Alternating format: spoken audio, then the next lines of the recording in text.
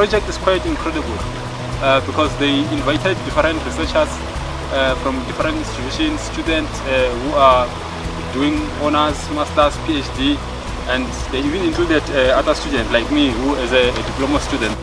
Yeah, the involvement of the students in the Chrome River Rehabilitation Project has been fantastic because they've been confronted with a real project on the ground.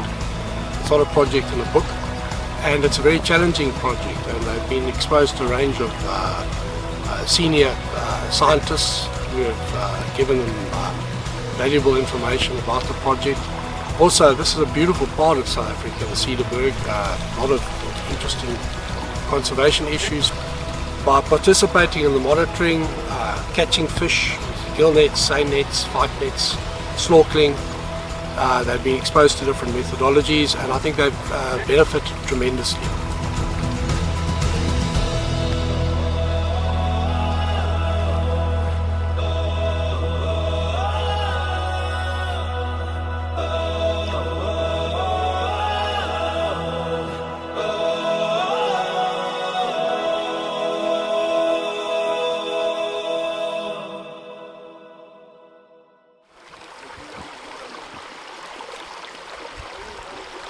What does the aquatic invertebrate samples tell you about the river? Well, aquatic invertebrates actually give you the present ecological class of the system. Because microinvertebrates, they don't actually stay in a habitat that they don't go with their characteristics. Well, the fundamental premise is that certain invertebrates are more sensitive to water quality than others. And because invertebrates are easy to collect, and once you've spent some time with them, they're quite easy to identify. It works well to represent what the water quality at a particular place is like at a particular time. I think the water quality assessment will suggest pristine, clean water.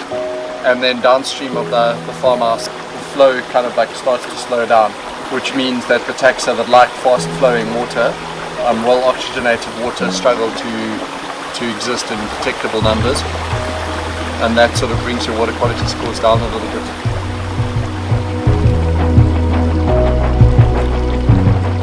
No one has ever thought that alien fish can actually adapt in a riverine system as a natural, end up being part of the natural system. So I think, especially when it comes to looking at the behavior, the video stuff, that is quite incredible. Rather than just catching the fish and identifying it and measuring it and saying this is invasive, this is natural, and we leave it like that. So cameras are gaining popularity, it seems, as like a non-extractive and a non-destructive method. So by having those attributes, you can put them into these more sensitive waters, and essentially what it also allows us to do is film behavior. So some of the snorkeling stuff, you might be able to see certain behaviors that fish might be displaying, but it's difficult to actually quantify.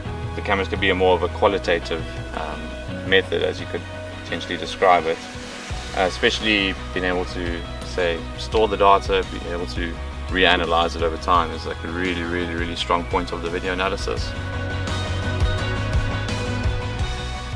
So in this river we are using a snorkel method called the two-pass zigzag method, whereby you have the snorkeler starting from the outflow and snorkeling upstream in a zigzag movement to the inflow of the pool.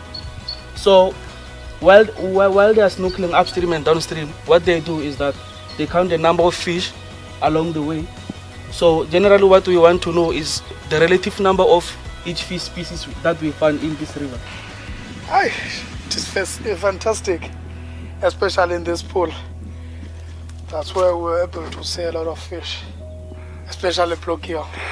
They come and look at you in big numbers and all of a sudden they run away.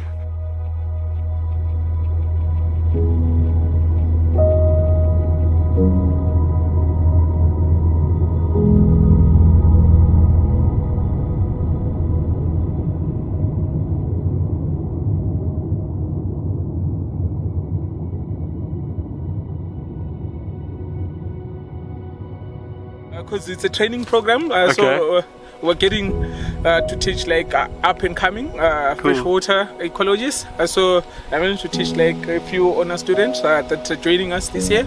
So every year it's a new group of students that we try to train and develop into like a better future freshwater ecologist. For collecting zooplankton, we're going to use a plankton net. It's in the boat. So I'm going to show you doing the vertical tours, and I'm going to show you doing the horizontal tours. Okay. So vertical tours, we normally do them also like during the day, because you want to get like a representative sample of the zooplankton communities. Filtering water for chlorophyll A to estimate phytoplankton. We expect to observe like a peak maybe during the afternoon.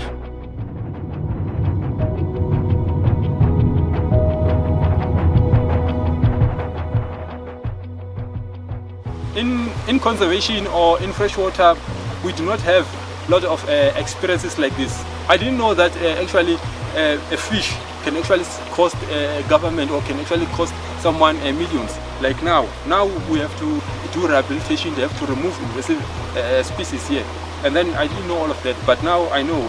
Okay, first before you can do any rehabilitation, you need to have the reference point, the background information of what was, so that in the future you can actually able to see that did I improve or did I downgrade the system.